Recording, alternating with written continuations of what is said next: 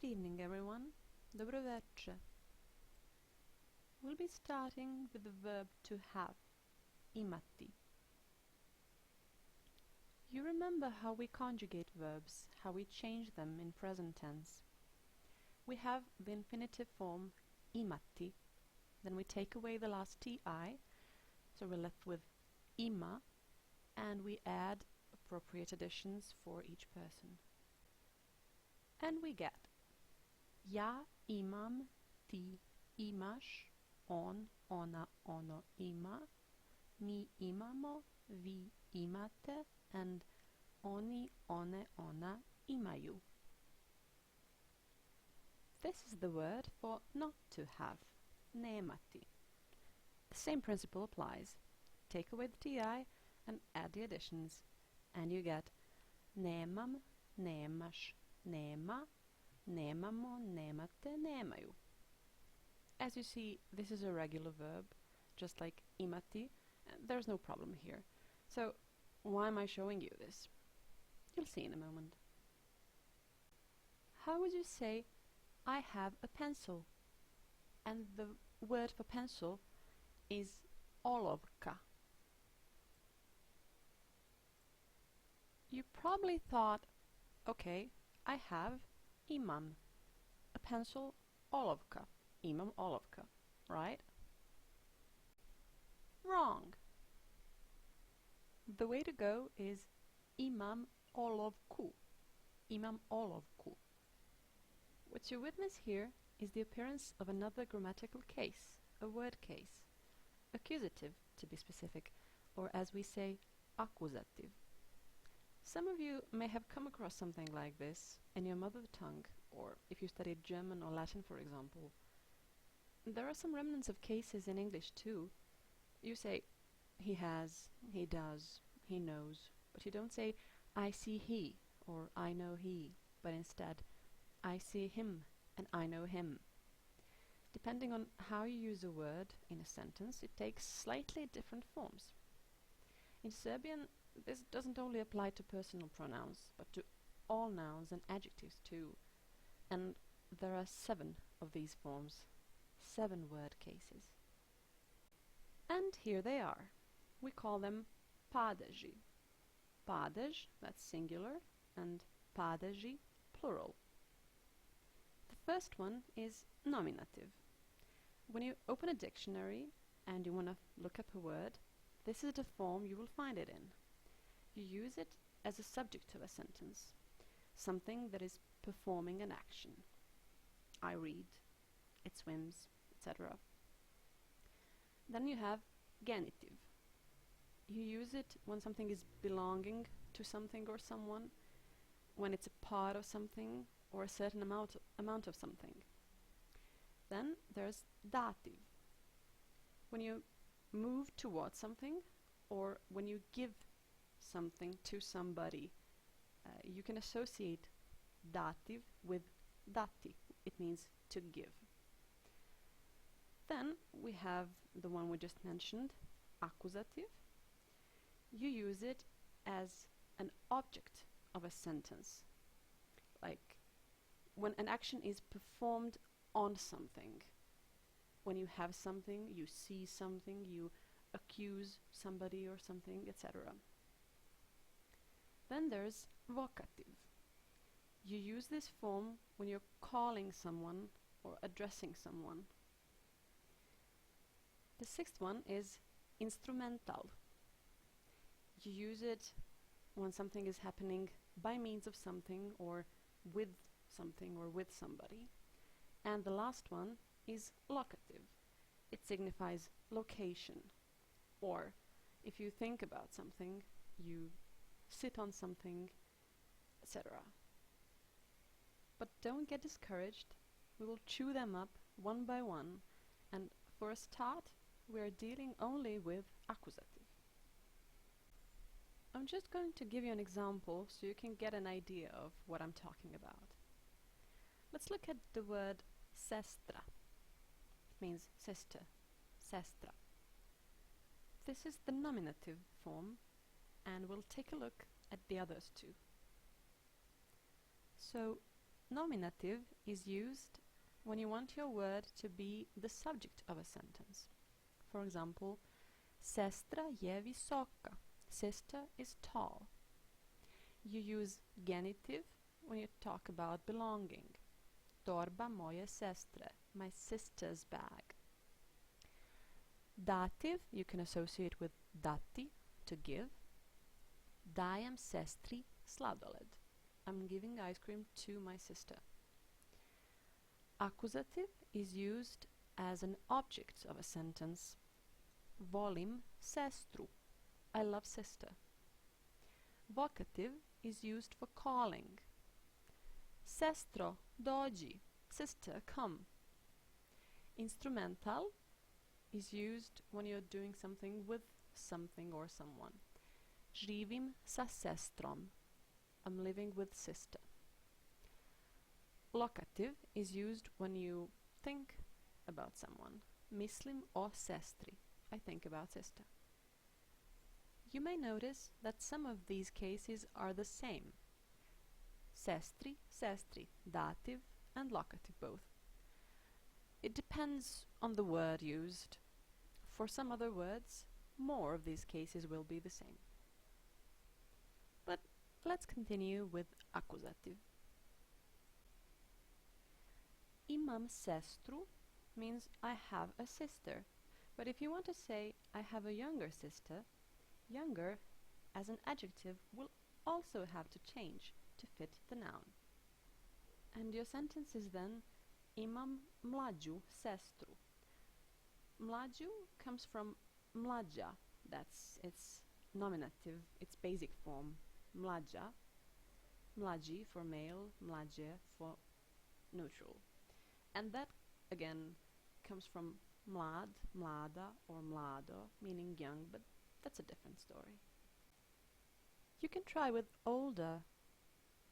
Say, I have an older sister. Stariji is the word for older, that's its male form. So stariji, starija, female, starije, neutral. That comes from star, stara, staro, meaning old.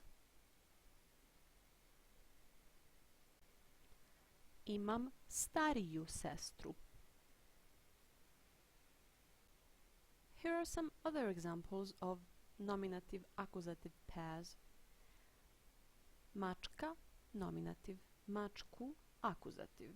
Devojka, devojku. Jagoda, jagodu. Torba, torbu. You see a pattern starting to emerge here. The last A in nominative turns to U in accusative. And all these nouns were feminine. So, for almost all feminine nouns, the last A in nominative turns to U in accusative. An exception would be feminine nouns that do not end with A in their nominative, in their basic form. An example would be stvar, thing. Vidiš onu stvar means do you see that thing? So, meaning salt. Ona puno voli so. She likes salt a lot. Radost is another example, meaning joy. Osjećam veliku radost. I feel great joy. In all these example sentences, the accusative form is the object of the sentence, even though the verbs are different actions performed on them. So as you see, these feminine nouns that don't end with A will stay the same in accusative. Most masculine nouns will stay the same also in accusative as in nominative. For example, sat, watch, clock, hour, krevet, bed, zid, wall, most, bridge. But there are exceptions here too. Čovek will turn to čoveka. Brat will change into brata. Dečko will change to dečka. What's going on here? How can you tell then which one to use? Luckily, there's a rule. all nouns signifying non-living things will stay the same in accusative, and all masculine nouns that signify something living, humans or animals, will get an additional a at the end in accusative. The exception to this, however, are masculine nouns that end with a, such as sudija, meaning judge. These nouns look feminine, so they will act feminine too. Sudija will turn to sudiju. As for neutral nouns, their nominative is the same as their accusative. Drvo, drvo. Ostrvo, ostrvo. Sunce, sunce. So let's summarize. Everything that ends with a in nominative will now end with u in accusative. All neutral nouns will stay the same.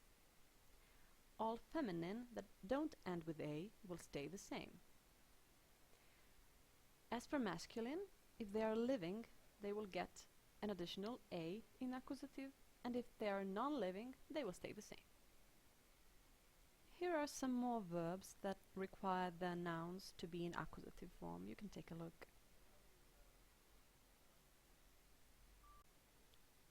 How would you say a sheep is reading a book and a book is njega?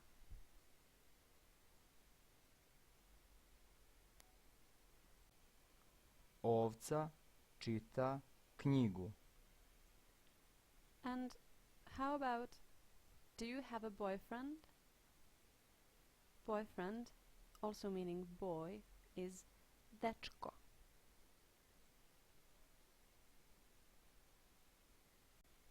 Imaš li dečka? Here's a more difficult one. Does Anna like sweet coffee? Coffee is kafa. First, you need to know what to do with the verb voleti, to like or to love. It doesn't change quite like you're used to. It won't be ja volem, but ja volim. Accordingly, ti voliš, on, ona, ono voli. Volimo, volite, vole. Then you need to know the word for sweet. That's sladak for masculine nouns, but slatka for feminine and slatko for neutral. The D turned to T here. There's a rule behind this, but let's leave that for some other time. Finally, our sentence is Da li Ana voli slatku kafu? Da li Ana voli slatku kafu? This one looks simple, but it's not as simple as meets the eye. I see you. How would you say that in Serbian? Again, we have a verb that does not change in present tense like we're used to. Videti, to see. It's not videm, but vidim. The same principle like with to love or to like. Vidim, vidiš, vidi, vidimo, vidite, vide. You know the word for you, singular, ti, but that's nominative. And in accusative it becomes tebe, but we often shorten it to be just te, tebe, or more often te. So I see you is Vidim te.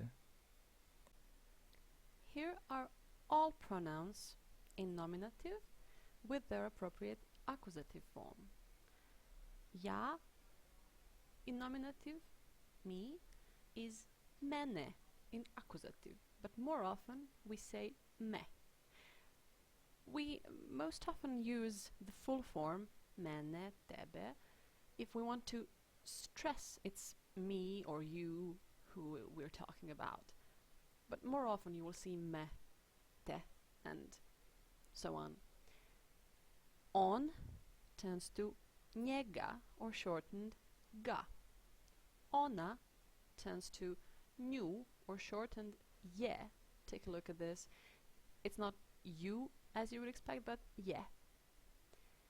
Ono turns to njega again, or ga, the same as on, he. Mi turns to nas. It does not have a short form. Vi, vas, also no short form. Oni, one, ona all have one accusative form, and that's njih, or shortened ich. And in addition, there is the reflexive pronoun sebe, or short se, meaning oneself. You can use it whether you talk about me, you, him, her, and so on. So far, we've only talked about how nouns in singular change, but what happens to their plural when we go from nominative to accusative? Luckily, this is not very complex. All feminine nouns, their plural will stay the same in accusative as in nominative. The same goes for neutral nouns. All masculine nouns, their plural will end with I in nominative, and that I will turn to I in accusative. Mostovi, mostove, krompiri, krompire. How would you say, do you see those papers over there? And the word for paper is papir. Vidiš li one papire tamo? Then reply, I see them. Vidim ih. For the end, let's take a peek at some Cyrillic letters. This is the letter B, B, as in baba, meaning grandmother. On the leftmost side, you see baba written in Cyrillic, and next to it, in the middle, you see baba written in Latin. And this, what looks like B in Latin, is actually a V in Cyrillic, like in vo, meaning an ox. You can see vo written in Cyrillic on the left and vo written in Latin in the middle. That was it for today. Pozdravljam vas.